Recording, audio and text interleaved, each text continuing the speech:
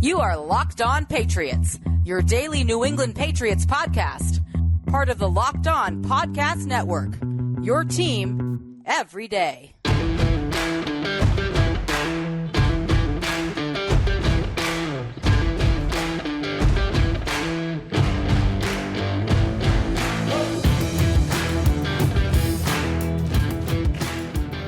Hello to all of you Foxborough faithful, and thank you once again for making Locked On Patriots a daily part of your New England Patriots coverage. Also, and hopefully your first listen each and every day. Remember, Locked On Patriots is not only a proud part of the Locked On Podcast Network, your team every day, but we're also free and available on all platforms, including YouTube. So smash that subscribe button, download, subscribe to, and follow Locked On Patriots wherever you get your podcasts, to ensure that you get the latest episode as soon as it's available. I'm your host, Mike Debate. I cover your New England Patriots for Patriots Country of Sports Illustrated, so reach out to me and let me know what's on your mind on X at MDABATENFL. While you're out there showing some social media love to Locked On Patriots, please follow our account there as well at LO_Patriots. And Pats fans, today's episode is brought to you by FanDuel. Make every moment more. Right now, new customers get $200 in bonus bets with any winning $5 bet. That's $200 if your bet wins. Visit FanDuel.com/lockedon to get started. Pats fans, as always, a warm welcome to all of you everydayers joining us here today on the pod. A special welcome to all of you first-timers and all of you casual listeners as well. It is the season to take care of some personal matters, and unfortunately, today we weren't able to get back in the Locked On Patriots studios, but fear not, we'll be back on camera tomorrow, so be sure to stay locked into Locked On Patriots as we once again come to you from our home base. And for those of you wondering where the mock drafts went this week, our man Thomas Murphy experiencing some technical difficulties. He'll be back in studio shortly, so be sure to send in your mock drafts, because Murph and I will be evaluating and grading all of your great work out there. And folks, speaking of mock drafts, it got me thinking a little bit. You guys have done an amazing job when it comes to submitting insightful mock drafts, evaluating the Patriots' needs, and then making selections based on that. I consider myself so lucky to have such a great fan base here in New England. It takes great pride in the work that they submit. So in that vein, it inspired me to submit my own version of a mock draft here on Locked On Patriots, something I haven't had the chance to do just yet until today. Don't forget, Pats fans, the Patriots currently possess 8 selections in the upcoming draft, have several needs on this roster, and needless to say, I think the Patriots are going to be among the busiest and most watched teams on draft weekend. Now, we all know that it's highly likely the Patriots are going to complete a trade or two before the draft weekend is done. Here is Mike's 2024 Mock Draft 1.0 and the selections for your New England Patriots. But for the sake of this argument, it's assumed that the Patriots are going to make all 8 selections. So without further ado, let's dive right into Mike's Mock Draft 1.0 here on Locked On Patriots. And we start with round 1, pick number 3. Probably not a surprise to that many of you. The New England Patriots attempt to find their future franchise quarterback and select North Carolina's Drake Maye with that number 3 selection. And of course, folks, I know there's a lot of voids at several key positions for your New England Patriots, but Drake Maye has been described by some draft analysts, myself included, as an ideal fit for Alex Van Pelt's offense. Some of you question his accuracy, and there is an argument to be made for that because of his accuracy under pressure, and I'll get into that for just a moment. But overall, Drake Maye is pretty accurate when throwing the football. He completed 63% of his passes last season, 3,608 yards, 24 touchdowns, and only 9 interceptions. He also ran for 9 touchdowns. So any questions about whether or not Drake Maye can get the job done on the ground, he definitely can do that. What stands out most to me when I watch Drake on the field is his elite arm strength. I don't think anyone can question whether or not this kid can drive the ball down the field with his arm and make the throws to any area on the field that's required of him. And that includes the tight windows. Getting the ball into areas where only the receiver can get it, and on occasion, even being able to split the defenders. That's an essential part of any successful NFL quarterback, and Drake Maye definitely has it. I also love the touch that he can put on the ball and the velocity that he throws with. Because he's so good with his ball placement, it allows him to navigate the field. And he's one of the best quarterbacks in this draft class at being able to do that. That being said, Drake is also very highly touted for his exceptional athleticism. When the play breaks down, this kid possesses not only the agility, but the instinct to turn some of those off script plays that he's so well known for and even chastised for on occasion into big time gains. That's what you want to see in your starting quarterback. And that's why I think the New England Patriots are well suited to go with Drake Maye here at number 3. First 2 picks on the board went exactly the way I expected them to. Caleb Williams going to the Bears, Jaden Daniels going to the Washington Commanders. J.J. McCarthy was sitting out there. We're going to talk a little bit more about J.J. tomorrow here on Locked On Patriots, but for the sake of this argument, Drake Maye was still the best fit. Now, I know a lot of you out there have mixed reactions when it comes to Drake. He definitely has his fans within Patriots Nation, but he does have some detractors. And look, I'll be the first to admit, Drake Maye still has some growing pains that need to be addressed at the professional level. And if he's going to be successful at this level, folks, he has to master the art of temperance. That daredevil-like play style can lead to costly mistakes, and I'm sure the Patriots don't want to see that happen on a regular basis. As a result, look for guys like Alex Van Pelt and T.C. McCartney to work with Drake. In my opinion, those are tendencies that he can correct with proper coaching. But there is also the question about whether or not Drake can deliver under pressure. Last season with North Carolina, when he was under pressure, it threw off his technique a little bit. Pro Football Focus credited him last year with a 19.6% pressure to sack rate. If you're wondering what the percentage is for successful quarterbacks at the pro level, typically hovers around 10 to 15%. So that's a high number.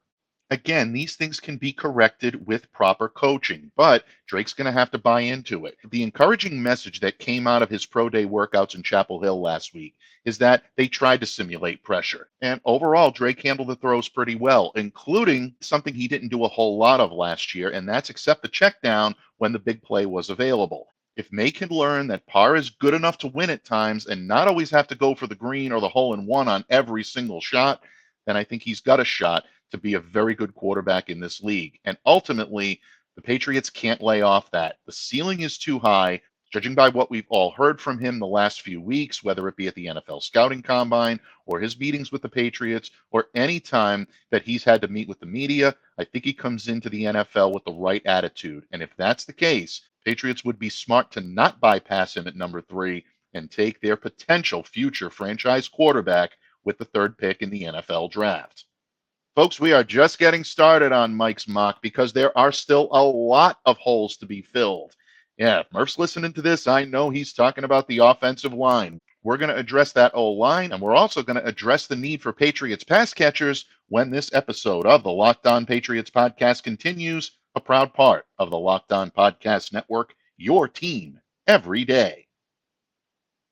Locked On listeners, the sports calendar is loaded, and FanDuel is making it even more exciting to get in on the action. Because right now, new customers get $200 in bonus bets with any winning $5 bet.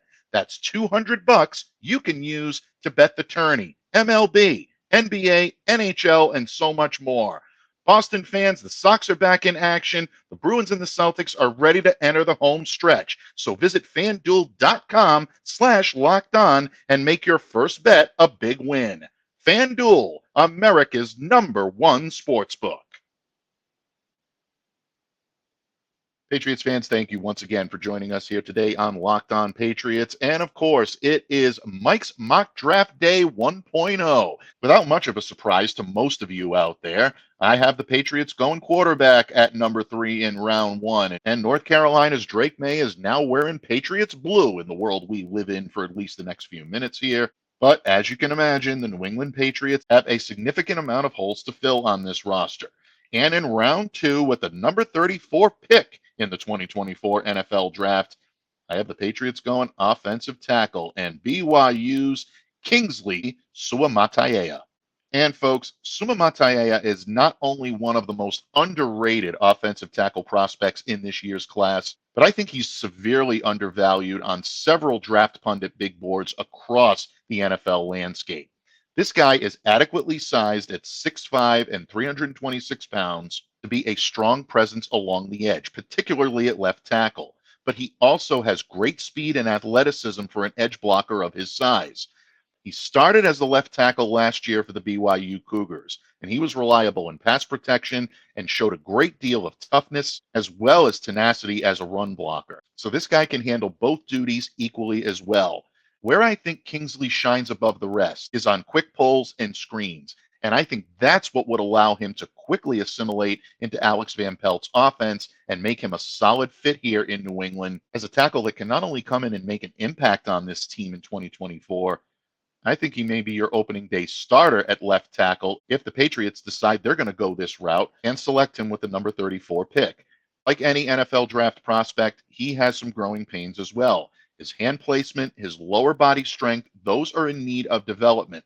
But if Kingsley Suamataia is available at number 34 for the New England Patriots in the second round, you grab him and you grab him with both hands. This kid is a potential first-round talent. And ultimately, the Patriots get a chance to fill their largest hole along that offensive line. So the Patriots now have filled a hole at quarterback, and they've filled one at offensive tackle, particularly a potential starting left tackle. I know all of you out there are clamoring for a receiver. And in my mock draft, the Patriots are picking one up at number 68 in round 3. And that is North Carolina's Tez Walker. And some of you may be excited by this. A few of you are probably groaning at this, but I'll explain exactly why I think Tez Walker is a good fit for the New England Patriots. When you put a newly minted quarterback out on the field for the first time, and once again, in the world of this mock draft, it's going to be Drake Maye, you want to make sure that you're providing that quarterback with some familiarity. And that's why I think the Patriots take on Walker here. A project, no question about it, but a project with potential. Last season, Tez caught 41 passes for 699 yards and 7 touchdowns over 8 games for the Tar Heels. Now, he only played 8 games because of what I deem to be a very questionable suspension because of the transfer rules.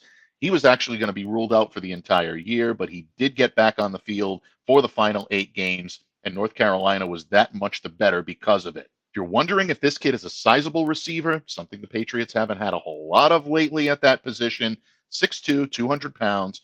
He's got the size, but he also has the quickness and the big play ability to make him a solid force on the boundary. He had a strong showing during his NFL scouting combine. He ran the 40 in 4.36 seconds. That's an impressive time. And he also turned out big-time results in both the vertical jump, which was 40.5 inches, and the broad jump at 11 feet 2 inches. Now, he's had his issues with drops, and I know a lot of you are concerned about that. To be honest with you, I'm concerned about it too. There's also been some talk that he may have some difficulty in recognizing the routes that NFL wide receivers have to run. Once again, they're valid concerns. But when you go back and you take a look at game film on Tez Walker, not just the highlights, because everybody looks good in the highlights, when you look at what he's done on the field, especially after he's made some mistakes, he's shown a resilience and I think an impressive enough acumen to become a solid presence for any NFL team that's in need of a perimeter receiver. For the Patriots, I think he fills the current void at the X receiver position. He's capable of winning those battles along the perimeter. Don't forget, the Patriots right now have Kendrick Bourne, Demario Douglas, Juju Smith-Schuster, Tyquan Thornton, Kayshon Boutte, Jalen Reagor, and KJ Osborne. Bourne, Douglas, Schuster, and Osborne are most comfortable in the middle. That's where they're going to give you their biggest contributions. Thornton, Reagor, and Boutte right now can win matchups on the outside, but we haven't seen them do it consistently yet. Adding one more potential X receiver into that mix, especially one that's familiar with Drake Maye, makes a whole lot of sense here. If Tez Walker is sitting there at number 68 in the 3rd round, regardless of which quarterback I brought in, I'm giving him a very strong look and very seriously considering adding him to the roster. So with 3 down and 5 to go, your New England Patriots now have a potential big play pass catcher, possible starting left tackle, and oh yeah, the starting quarterback that everyone has been looking for. But if the Patriots are going to be serious about trying to rebuild as soon as possible, they're going to have to do so on the line. And with the 103rd pick in the 4th round, Murph's going to like this one, folks. The New England Patriots go back to the offensive line, and they select versatile tackle Dominic Davis of the University of Kansas. And even though Pooney is listed as a left tackle, He has the versatility to align on the right side of New England's offensive line as well. He was most dependable as the Jayhawks left tackle both in 2022 and in 2023. And my thought process here is that he's going to provide a nice 1-2 punch with Kingsley Sumatraia. He's similarly sized to Kingsley. Dominic is 6'5", 313 pounds, well sized to block on either edge, and I think he could provide the Patriots with a solid swing option because he can play right and help spell Michael Wainu as well. While I do predict that he would be the swing option here in New England, don't let that fool you. He is capable of making the occasional spot start, so don't be a bit surprised if the Patriots do draft him to see him get into the starting lineup on occasion. And I really think that's true of any team that selects Dominic. Really impressed with his arm length. I think that'll help him make an impact along the line sooner rather than later. And this kid also, once again, has exceptional athleticism for someone of his size. I think he's going to make an immediate impact on the pro level, and the Patriots making the moves to shore up their offensive line, along with adding a pass catcher in between, is something I believe the Pats would be smart to do. And that's why I made these picks. But folks, we're not done yet. 4 down and 4 to go for the New England Patriots. We haven't addressed the defense yet, and the Patriots are about to do so in a big way with 2 players I was surprised to see available at their given slots. And don't worry, we're still going to address the offense because there are still needs on this team when this episode of the Locked On Patriots podcast continues, a proud part of the Locked On Podcast Network, your team every day. This show is sponsored by BetterHelp. Locked On listeners, how is your social battery right now? Would you say it's bursting with energy, or are you feeling drained? It can be easy to ignore our social battery and spread ourselves thin, especially with social gatherings picking up after the winter. What's the right amount of socializing for you? And how do you recharge? Maybe you thrive around people, or maybe you need some more time alone. Therapy can give you the self-awareness to build a social life that doesn't drain your battery. If you're thinking of starting therapy, give BetterHelp a try. It's entirely online, designed to be convenient, flexible, and suited to your schedule. Just fill out a brief questionnaire to get matched with a licensed therapist and switch therapists at any time for no additional charge. Find your social sweet spot with BetterHelp. Visit betterhelp.com/lockedon today to get 10% off your first month. That's BetterHelp, HELP.com/lockedon. Pats fans, thank you once again for joining us here today on Locked On Patriots. And folks, we're going to continue in just a moment. But first, if you're tired of turning down the volume with all of that shouting going on when you're trying to get your sports news of the day, it's time to make the switch to Locked On Sports Today. Locked On Sports Today is a free 24/7 sports streaming channel programmed for you every day to bring you the biggest stories without all of the screaming. At Locked On Sports Today, you will get local experts on the biggest stories, in-depth analysis, and strong opinions from those with the team every single day. So don't delay, make the switch today. Streaming 24/7 on YouTube or the free Amazon Fire TV channels app, part of the Locked On Podcast Network, your team every day.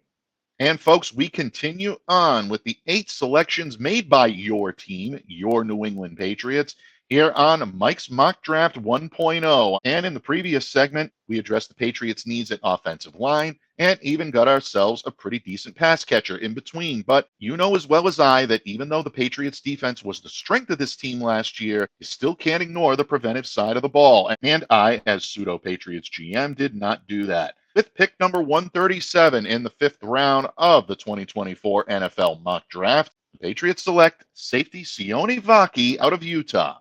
And folks, this may end up being a poignant pick. We all heard the recent report from Andrew Callahan of the Boston Herald saying that Kyle Duggar is not exactly thrilled with the fact that the Patriots hit him with the transition tag. In fact, it's looking more likely now than ever that Kyle Duggar may end up playing his football elsewhere in New England. If that's the case, the Patriots have a huge void at safety to fill.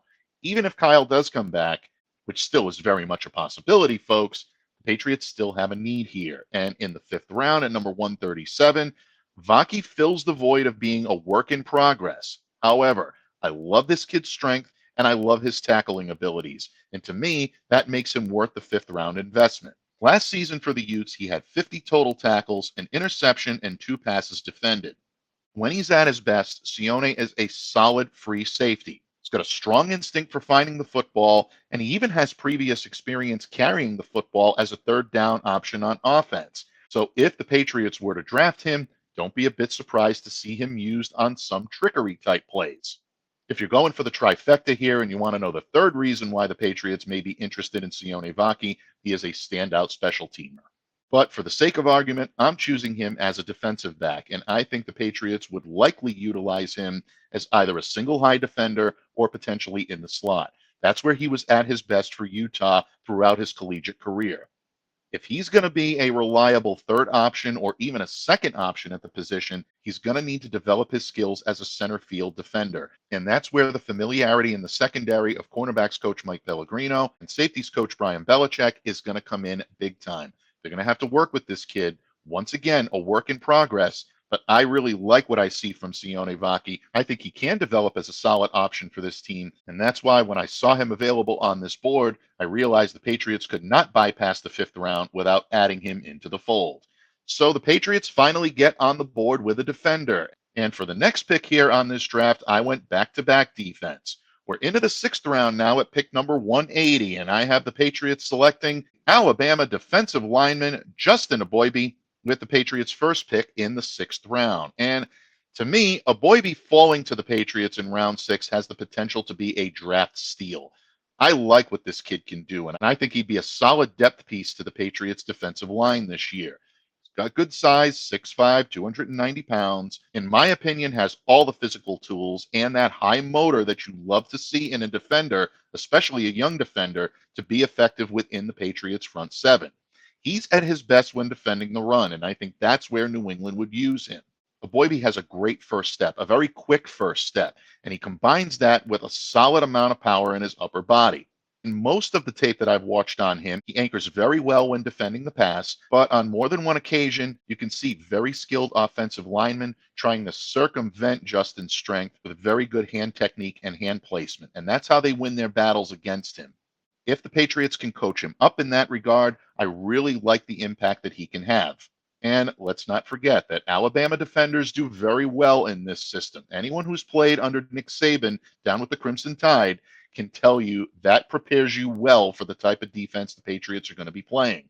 For as much as we expect a new look on the offense this year, that defense is going to stay pretty much intact. So that Belichickian blueprint under DeMarcus Covington and ultimately Gerard Mayo should be a good fit for Eboigbe. And again, that Saban experience gives him a leg up on the competition. So once again, if he happens to be sitting there, I don't think the Patriots are going to be able to pass him up. So the Patriots address two needs on defense, but I continue to read the room. I know the Patriots need help on offense. And one thing they really don't have on this offense right now is a good blocking tight end. And a couple of weeks ago, our good friend, the Countess of Claus herself, Miss Claire Cooper, joined me on Locked On Patriots, and we both sung the praises of this young man that I have selected for the Patriots with the number 193 pick in the sixth round. Coincidentally, the pick the Patriots acquired from the Jacksonville Jaguars in the Mac Jones trade to select Illinois tight end Tip Ryman. And once again, 6'5", 271 pounds,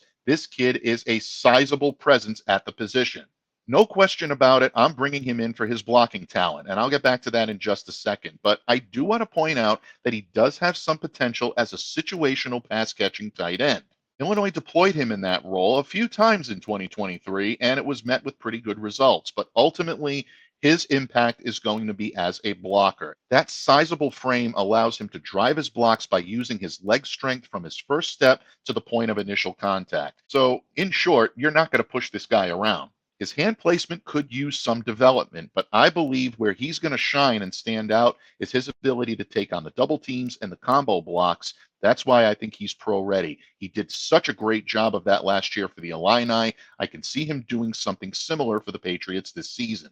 And for a prospect of his size, great athleticism, really impressive agility. He ran the 40-yard dash in 4.64 seconds at last month's NFL Scouting Combine. And bottom line, folks, I think Tip could be a very good complementary tight end to both Hunter Henry and Austin Hooper at the top of the depth chart. And folks, with one to go, the Patriots are about to select their very own Mr. Irrelevant, but I assure you, for this exercise, this gentleman is anything but immaterial. With the 231st pick in the NFL draft in the 7th round, the New England Patriots select guard Mason McCormick out of South Dakota State. And folks, I think it would take a stroke of luck for Mason McCormick to be sitting there at number 231 in the 7th round. But as we say many times here when we're critiquing your great work, you play the board as it lies. I like the fact that McCormick plays the interior with a bit of a mean streak. In that regard, he reminds me a little bit of Cole Strange. This guy finishes his blocks with authority. Once again, a player you're not going to be able to easily push around. So again, bringing some more toughness to the Patriots' interior of the offensive line is a good thing. But here's where Mason McCormick could be a very good New England Patriot and a very valuable New England Patriot. Alex Van Pelt is looking to modernize this offense. If he's going to look to utilize pulling guards and select run packages, I think McCormick would be quite effective in this role. However, many of you may question why he does fall to a late day 3 selection in a lot of draft boards, not just the one for this mock draft. Well, that's because Mason needs to show a little more consistency in his footwork, both in his run blocking and in pass protection. So the Patriots coaching staff would definitely have to coach him up in that regard. Nonetheless, he's a high upside prospect, and in my humble opinion, he's worth more than that 7th rounder I invested for the Patriots to secure his services. So, folks, there you have it. 8 picks in 7 rounds for your New England Patriots, starting with the number 3 overall selection of Drake Maye, the quarterback out of North Carolina, and ending up in round 7 at number 231 with guard Mason McCormick of South Dakota State.